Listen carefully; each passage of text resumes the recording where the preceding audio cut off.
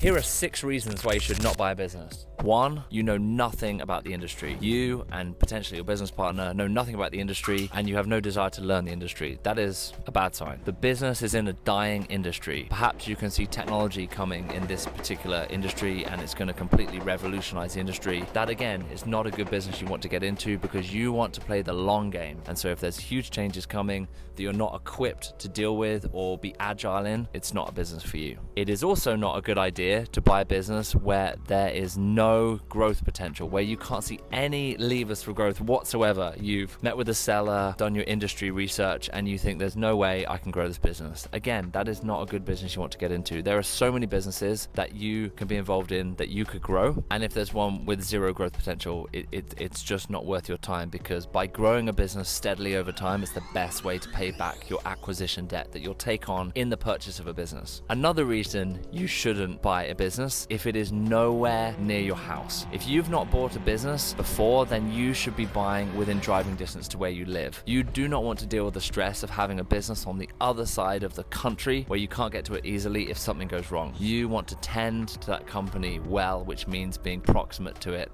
and being able to visit it. The business has not been around for very many years. If a business has been around 2, 3, 4 years, I am not interested in it, and you shouldn't be either. I like businesses that have been around for 10 plus years. There are so many businesses out there that have been around for much longer, and then you can see the trends, how it's done through good times and bad times. That is really important to me, and I think it should be important to you too. And the final business that you do not want to buy is a business that is too small, that you are just buying a job and you're going to be struggling just to make ends meet. You have to factor in the debt service, you have to factor in any capital expenditure requirements that are coming, and you've also got to consider in your tax situation as well. So you're going to have to pay taxes out of the business profits, you're going to have to be buying machinery and equipment, and you're also going to have to fund the debt, the acquisition debt. So really do your numbers carefully. If the business is too small, then it's going to be very stressful for you. I always push people to slightly larger businesses than they often would by default go to for their first purchase. You may find it works better for you in the long run.